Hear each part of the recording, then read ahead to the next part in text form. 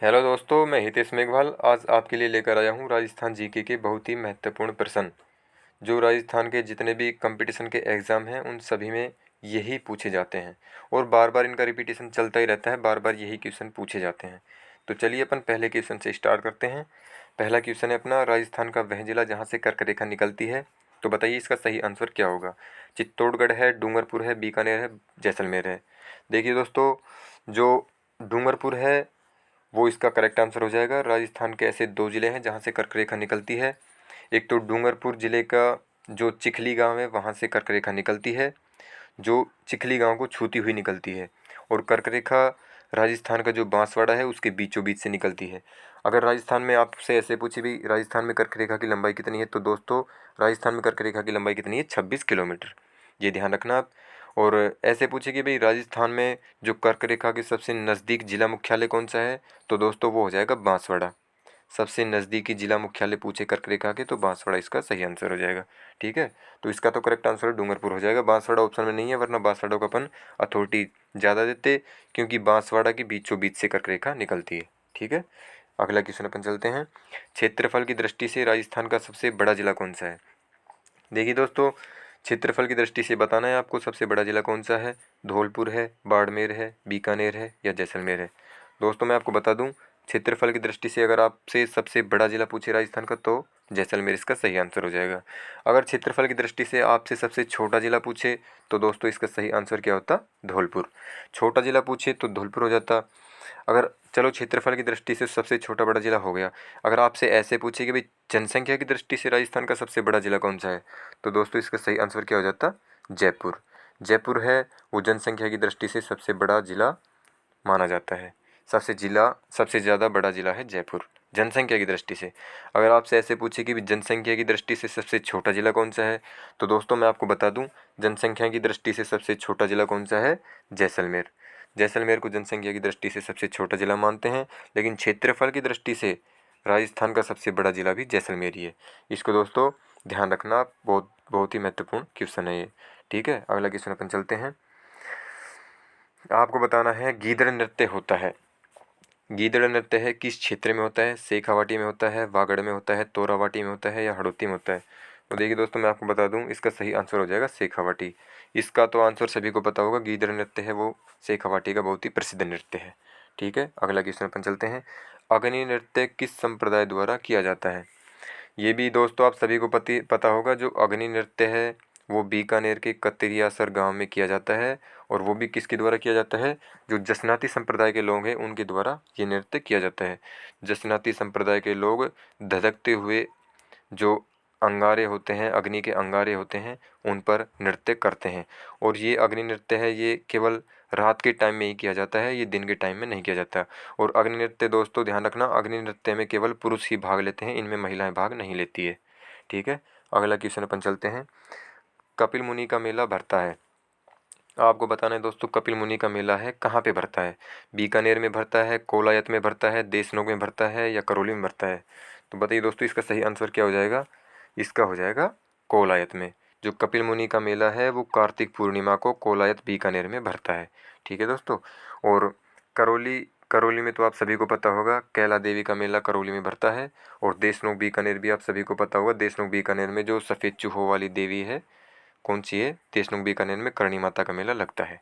ठीक है दोस्तों, इसका भी ध्यान रखना आप। और अगला क्वेश्चन चलते हैं। गणगौर का त्यौहार किस महीने में आता है। देखिए दोस्तों, गणगौर है वो राजस्थान में जयपुर जिले का बहुत ही प्रसिद्ध है। गणगौर का त्यौहार है वो किस महीने में आता है, आपको ये बताना है। चैत्र में आता है, बैसाख में आता है, ज्येष्ठ में आता है या फागुन में आता है।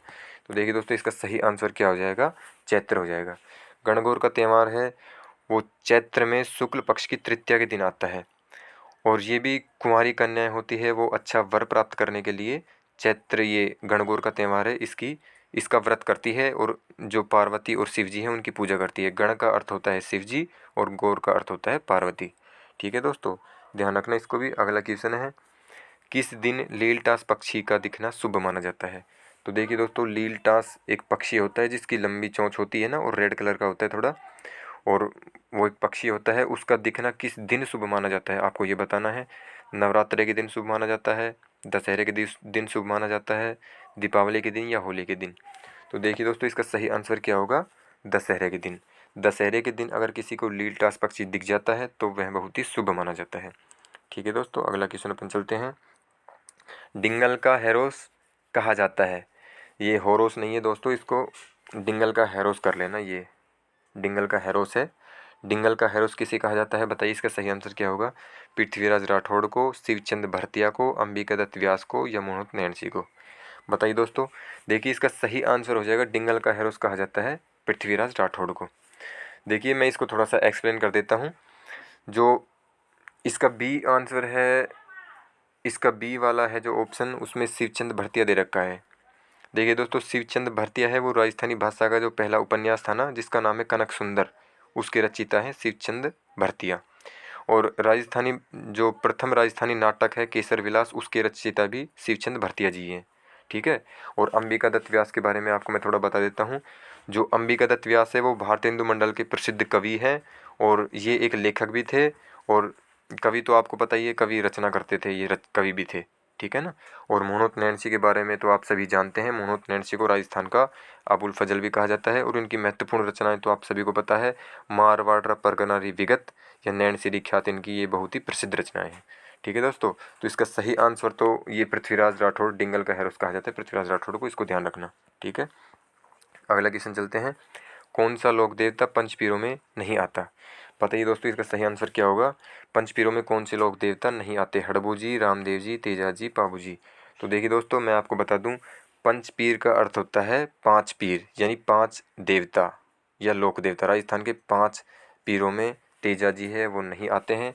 पंचपीरों में देखिए दोस्तों, पंचपीरों में एक तो पाबू जी आते हैं, पाबू जी आते हैं, गोगा जी आते हैं, हड़बू जी आते हैं, रामदेव जी आते हैं और मेहा जी आते हैं। ये 5 पीर माने गए हैं राजस्थान के। तेजा जी को इसमें शामिल नहीं किया गया है, तो तेजा जी इसका करेक्ट आंसर हो जाएगा। आपसे नहीं पूछा गया है तो Teja ji is the right answer. ठीक है, अगला क्वेश्चन अपन चलते हैं। मधुमक्खियों की देवी कहलाती है। देखिए दोस्तों, आपको बताना है मधुमक्खियों की देवी कौन सी कहलाती है। तो इसका सही आंसर क्या होगा। मधुमक्खियों की देवी, देखिए दोस्तों, मधुमक्खियों की देवी हो जाएगा जीण माता, जिसका मंदिर कहाँ पे है, जिसका मंदिर सीकर में स्थित है। जीण माता है वो मधुमक्खियों की देवी कहलाती है, और ये चौहानों की कुल देवी भी है। और करणी माता आप सभी को पता है सफ़ेद चूहों की देवी कहलाती है करणी माता। ठीक है, जिनका मंदिर देशमुख बीकानेर में स्थित है। और रानी सती का मंदिर आप सभी को पता है, सती का मंदिर झुंझुनू में स्थित है। सुंदा माता का भीनमाल जालौर में इसका मंदिर स्थित है। ठीक है दोस्तों, अगला क्वेश्चन अपन चलते हैं। स्वांग्या माता कहाँ के शासकों की कुल देवी है। देखिए दोस्तों, स्वांग्या माता के बारे में आपको मैं बता दूं, जो स्वांग्या माता है वो जैसलमेर में इसका मंदिर स्थित है।